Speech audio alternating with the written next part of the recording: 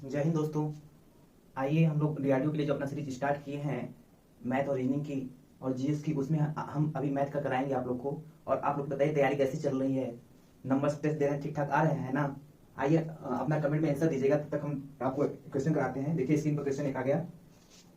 कह रहा है किसी दो अंकों की संख्या और संख्या के अंकों को आपस में बदलने से प्राप्त संख्या का योग 110 है, तो संख्या ज्ञात कीजिए जबकि उनका अंकों का अंतर 4 है। अब ये कह रहा है अंकों का अंतर 4 है, तो आप पहले देखिए, इसको आप कर भी सकते हैं पर एग्जाम में समय थोड़ा कम रहता है, इसके लिए आप ऑप्शन बाय देख लीजिए। देखिए किसमें किसमें अंतर 4 है। पहला ऑप्शन देखेंगे 3 और 8 में अंतर 4 नहीं है, 7 3 में 4 है, बी सी डी सब में 4 है। और क्या कह रहा है कि अंकों का योग, संख्या के अंकों को आपस में बदलने से जो योग होता है वो 110 होता है। देखिए तो पहला वाला तो ऑप्शन वैसे ही कट गया। अब बी वाले ऑप्शन को देखते हैं। अगर 73 है, अंकों को बदल दिया जाए, मतलब 3 दहाई को इकाई, इकाई को दहाई, कितना आ रहा है 7 3 10 और 7 3 10 11, 110 आ रहा है। तो ये बी ऑप्शन से तो आंसर सही हो गया। तो इस तरह से देखिए ऑप्शन से पता चल गया कि बी इसका सही है। इसको अगर सॉल्व करते तो थोड़ा लंबा होता है। यहाँ पर आप 10 ए लेते, ये सब मैं बाद में बताऊंगा, 10 ए प्लस बी, फिर बी को इधर लाते, फिर ए लाते, फिर जोड़ते, फिर इस तरह करते, तो आपका समझ आता। पर एग्जाम को अगर आपको तेजी से निकालना है तो ऐसे रूल को आपको सीखना पड़ेगा कि ऑप्शन वाइज देख लेंगे। अब देखिए इसमें 73 में क्या है, अंकों का अंतर भी 73, 7 में से 3 गया तो 4 आ गया। और पहला जो कंडीशन कर रहा है कि इनके अंकों को जब आपस में बदल दिए जाते हैं तो इनका योगफल कितना आएगा, 110 आएगा। तो ये बी ऑप्शन इस तरह से हमें आंसर सही मिल गया। अब आइए अगले क्वेश्चन को देखते हैं। आप लोग भी कमेंट में आंसर देते जाइए। देखिए ये त्रिभुज, एक त्रिभुज के कोणों का अनुपात 2:5:8 है, तो सबसे बड़े कोण का मान पूछ रहा है। तो आप जानते हैं कि एक त्रिभुज होता है तो त्रिभुज के तीनों कोणों का मान कितना होता है, 180 डिग्री होता है, 180 डिग्री होता है। तो अगर मान लेते हैं कि देखिए अनुपात को हटाने के लिए हम x सब में मल्टीप्लाई करेंगे, 2x 5x और 8x। जब इसमें आप ये सब में मल्टीप्लाई कर दिए, फिर जब इसको जोड़ेंगे तो तीनों कोणों का योगफल कितना होता है, त्रिभुज के तीनों कोणों का योगफल 180 डिग्री होता है। अब फिर इसको जोड़िए, कितना आ रहा है, 8 2 10 5 15x। तो x की मान निकल जाएगा 180 डिग्री में से 15 का जब भाग देंगे, 15 कम 15, 15 दूना 30, x का मान कितना आ रहा है, 12 आ रहा है। और पूछ क्या रहा है, सबसे बड़े कोण का मान ज्ञात कीजिए। देखिए अनुपात में सबसे बड़ा 8 है तो 8x होगा, तो x के स्थान पर रखिए, तो 8x का मान कितना होगा, 8 इंटू x का मान 12, 12 8 96, 96 डिग्री है। इसमें कोई ऑप्शन नंबर बी इसका सही आंसर है। ये क्वेश्चन समझ में आया ना। ऐसे ही एग्जाम में भी रहेंगे, आपको जल्द अच्छे से तुरंत करना है। हम आपको समझा रहे हैं, टाइम लग रहा है पर आपको इतना टाइम नहीं लगना चाहिए। अब आइए नेक्स्ट क्वेश्चन को देखते हैं। इस क्वेश्चन में क्या कर रहा है, a का क्यूब और 1 का क्यूब 2 के घाते 3 और 3 पर घाते 3 और ऐसे 10 कर दिया है, घाते 3 इनका मान दे रखा है। तो पूछ रहा है 2 का क्यूब प्लस 4 का क्यूब 6 का क्यूब 120 का क्यूब का मान क्या होगा। तो देखिए क्वेश्चन में ये 2 का क्यूब लेते हैं, प्लस 4 क्यू का मान पूछ रहा है, plus 6 Q dot dot dot plus 20 का क्यू। अगर इसमें कॉमन क्या ले सकते हैं, 2 के पावर अगर क्यू कॉमन ले लें तो यहाँ 1 का क्यू हो जाएगा, 1 बच जाएगा। और इसमें से अगर 2 का क्यू निकाल लेंगे तो कितना आ जाएगा, 2 का क्यू आ जाएगा। ऐसे 2 3 6 होता है, इसमें 3 का क्यू आ जाएगा। और ऐसे ही करते करते यहाँ 2 इसमें से काट लेंगे, 10 का क्यू। देखिए क्वेश्चन में दे रखा है कि 1 का क्यू प्लस 2 का क्यू, इसका मान कितना आ रहा है, 3050। देखिए दिया है ना क्वेश्चन में, इसका मान 3025 है। और ये 2 के पावर क्यू, और 2 के पावर क्यू का मान कितना होता है, 8 होता है। जब 8 को इसमें जब गुणा करेंगे कितना आ गया, 8 5 40, 8 गुना के 16, 16 4 20, 8 3 के 24। तो ये इसका मान डी आ रहा है इस क्वेश्चन का आंसर। समझ में आया कैसे किए हैं। इस क्वेश्चन को हमने क्या किया, सबसे पहले 2 के पावर 3 कॉमन ले लिया, फिर इसमें से सब में कॉमन लेंगे तो ये बचा, और इसका मान दे रखा है क्वेश्चन में, तो फिर आपका ये आंसर आ जाएगा। इसको गुणा कर लेंगे, 2 के पावर 3 है तो ये 2 गुना के 4 गुना के 8 हो जाएगा। फिर इससे ये ऑप्शन नंबर डी इसका सही आंसर है। आइए नेक्स्ट क्वेश्चन देखते हैं। ये देखिए अलजेब्रा क्वेश्चन है।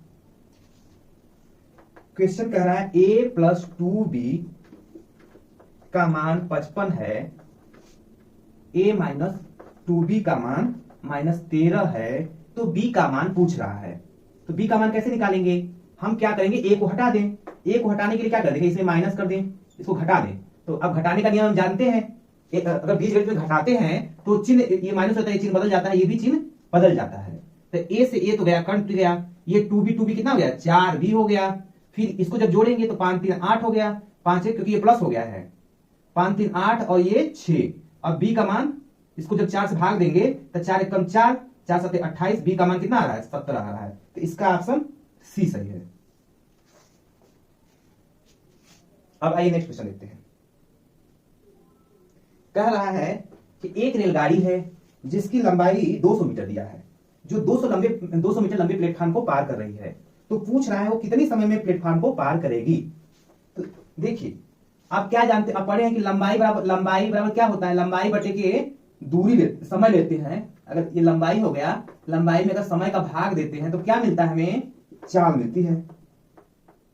अगर चाल का भाग दे देंगे लंबाई में तो क्या मिल जाएगा, समय मिलता है। ये तो आप पढ़े हैं। तो अब यही फार्मूला लगाएंगे। देखिए 200 मीटर तो खुद की रेलगाड़ी की लंबाई है और 200 मीटर प्लेटफॉर्म की लंबाई है। इतनी दूरी तो तय करेगा। और इसमें चाल कितना है, 72 किलोमीटर। ये देखिए मीटर में आ रहा है और ये क्या दिया है, 72 किलोमीटर प्रति घंटा दिया है। तो इसको मीटर सेकेंड में बदलने के लिए 5/18 का गुणा करते हैं।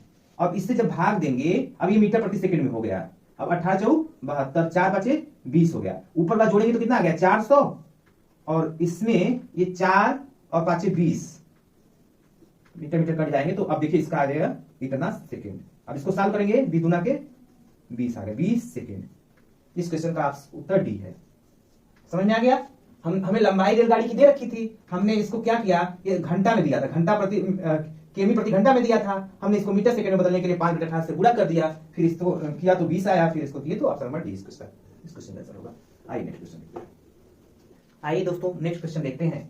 इसमें कहा है m का 10% है। m का क्या दे रहा है 10% है और n के 20% के बराबर है। तो m रेशियो n का मान पूछ रहा है, m रेशियो n का मान पूछ रहा है। देखिए m इसको कैसे लिखते हैं, 10/100 लिखते हैं। n इसको क्या लिखते हैं, 20/100 लिखते हैं। 100 से 100 कट गया, 1 0 से 1 0 कट गया। अब n को इधर लाइए, m/n हो जाएगा। यहाँ क्या बचा है, बस 2 बचा है, इधर 1 बचा है। देखिए m/n को ही हम लिखते हैं m रेशियो n, और इसको लिखते हैं 2:1 हो जाएगा ये। तो इसका आंसर क्या हो जाएगा, बी ऑप्शन सही है। अब आइए नेक्स्ट क्वेश्चन देखते हैं। कह रहा है राजीव के किसी परीक्षा में 20% अंक मिले। कितने % अंक मिले हैं, 20% अंक मिले हैं, और वो 24 अंकों से फेल हो गया। तो अगर इसमें 24 अंक दे दिए जाते तो राजीव क्या होता, पास हो जाता। फिर आगे शर्त क्या कह रहा है, आगे शर्त ये कह रहा है कि अगर अरविंद, एक अरविंद, ये राजीव नाम के लड़के के लिए था, और एक अरविंद नाम का लड़का है, इसके लिए कह रहा है कि वो 45% अंक मिले। इसको 45% अंक मिला और ये 26 अंक से उत्तीर्ण हो गया। मतलब क्या, इसका 26 नंबर अधिक था, अगर 26 नंबर कम आता तो भी वो पास हो सकता था। तो इसको देखिए दोनों, ये भी अगर 24 नंबर इसको मिल जाता था तो ये पास हो जाता, 26 नंबर इससे कम मिलता तो भी ये पास होता। तो ये दोनों क्या, 5 नंबर बराबर नंबर होंगे, इसको बराबर कर दीजिए। तो अब देखिए परसेंटेज से परसेंटेज घटता है, नंबर से नंबर घटता है। तो इधर 45% है, इस परसेंटेज को भी इधर लाइए, 20% हो गया। और इधर ये नंबर है 24 और 26 इधर लाएंगे तो प्लस हो जाएगा, प्लस 26 कितना हो गया, 6 4 10, 2 2 4 1 5 50, और ये जब घटाएंगे 5 25%। तो ये भाग देंगे 25 का, तो 1% का मान कितना आ गया, 2 आ गया। अब क्या पूछ रहा है कि परीक्षा में उत्तीर्ण होने के लिए कितने % अंक की आवश्यकता है। तो पूछ रहा कितने %, अगर 20% मिलता और प्लस 24 नंबर मिलते तो 1% बराबर, देखिए यहां से देखिए, अगर 1% बराबर 2 नंबर आ रहे हैं तो 24% बराबर कितना होंगे, तो 24 में 2 का भाग दे देंगे तो उतना परसेंटेज आ जाएगा, हमारा 12% आ गया। तो 20 प्लस अगर 12% अगर इसको जोड़ देंगे तो कितना आ रहा है दोनों को, 32%। तो इसका आंसर 32% हो गया। ऑप्शन नंबर सी इस क्वेश्चन का आंसर है। समझ में आया क्या किए हैं। इसमें ये कह रहा है कि 20% अगर इसने इसका नंबर था 24 और मिला होता तो ये पास हो जाता, और ये इसे 45% मिले हैं, अगर 26 9 कम मिला होता तो भी ये पास हो जाता। तो ये दोनों क्या है, एक बराबर नंबर कह रहा है। तो फिर अब हमने परसेंटेज को परसेंटेज के साथ घटा दिया, इसको जोड़ इसे करके ये निकाला, तो ऑप्शन नंबर सी इसका आएगा। आइए नेक्स्ट क्वेश्चन देखते हैं। नेक्स्ट क्वेश्चन को देखिए कैसे लगेगा, आप लोग कमेंट में आंसर भी देते रहिए।